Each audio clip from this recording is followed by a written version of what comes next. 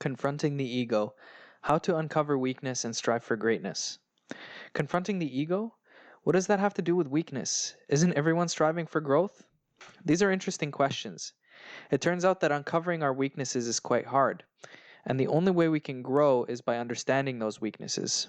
Problem is, those weaknesses are usually masked pretty well. So why do we struggle to take off those masks? It all comes down to the fact that we don't really know who we are. Don't take me saying that to be corny spiritual insight. Take a look around at our society in the age of the smartphone. We can't spend extended periods of time with ourselves. Instead of spending time with ourselves, we do everything we can to run away from ourselves. Why is that? What are we running from? Who are we really? Why is it important to know? And what happens if we don't find out? I think that these questions are extremely important to ask and find answers to. I'm going to outline why we need to find out in this article. The know-it-all is getting in your way. What is it that's compelling us to run away from our own reality? It's the ego. The ego bolts at the first mention of a weakness. Instead of confronting the problem, our ego convinces us that there's nothing to know and that everything there is to know, we already know. Trying to improve our lives while still insisting in our egotistic ways is like driving a car and trying to speed up while firmly applying the brakes at the same time. That's why confronting the ego is so important. It's about releasing the brakes after you know you've turned the steering wheel in the right direction. Unfortunately, most of us go through life this way, steering aimlessly with our brakes applied, and we don't even know it. Whenever we come in contact with a weakness we've been ignoring, the feeling burns. What is it in us that's feeling that pain exactly? Again, it's the ego. As a means of survival, we get in the habit of listening to the ego to avoid that pain. By doing this, we develop a blind spot, something that becomes very hard to identify without help. You can't fight the dragon alone. Developing trusting relationships with people who care for us is difficult but necessary. We need people who have our best interests in mind to call us out when we need to be woken up to a blind spot. Unfortunately, a lot of relationships are not developed to this level of trust and humility. Instead, we find ourselves observing what Plato observed many years ago. Quote, "They deem him their worst enemy who tells them the truth." End quote. So we go on about our lives pretending there's nothing wrong. If anyone brings up anything remotely close to our weakness, we lash out in anger, or we ramble and interrupt the person talking, or we even make the situation a joke as a way to avoid the confrontation with ourselves. All the while, there's a dragon growing in our psyche. This know-it-all ego acts as an anchor to any progress in any facet of life. If we don't know what our weakness is, or even worse, we avoid the weakness, how will we ever improve on it? The speed at which we improve in the areas we care about comes down to how quickly we insist on confronting the ego. Discovering my own blind spots. A little over a year ago, I started training in Brazilian Jiu-Jitsu, or BJJ. BJJ has proven to be everything I expected and more. I find it to be the perfect analogy for life, and it has taught me more about myself than I could have ever imagined. There's a lot of discipline and consistency involved in getting better.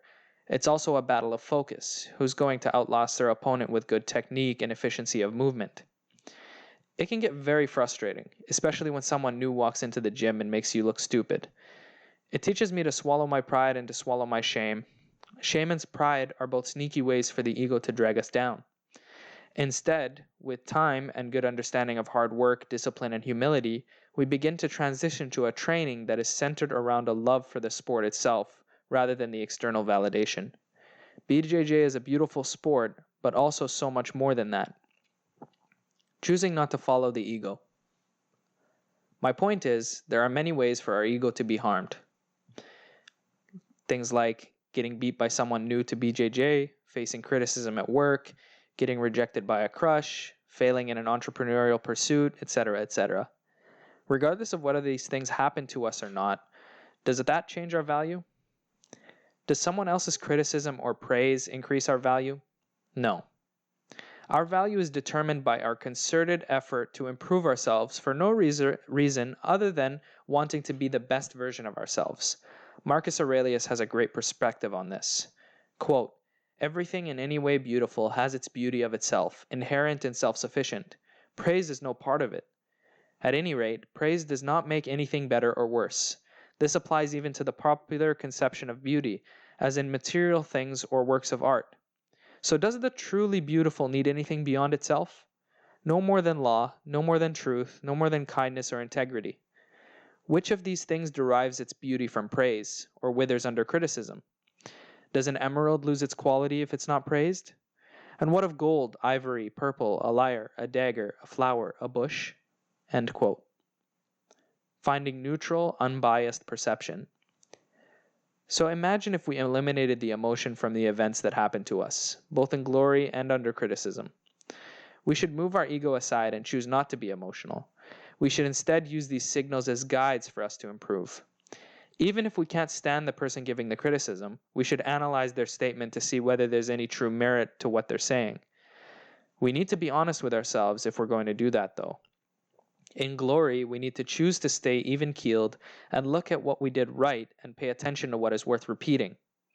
Notice how in both cases, glory and criticism, the ego will make us venture towards extremes.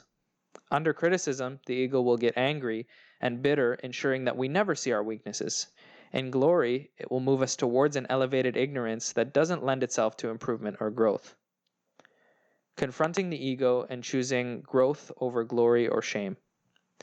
Our worth does not come down to our emotions. It comes down to our consistent effort, our honest intention to want to be the best version of ourselves, and a willingness to feel a little pain when we choose to take off the fake mask that the ego has convinced us would be protective. Confronting the ego is extremely important because if left to its own devices, it can lead us into extremely painful situations.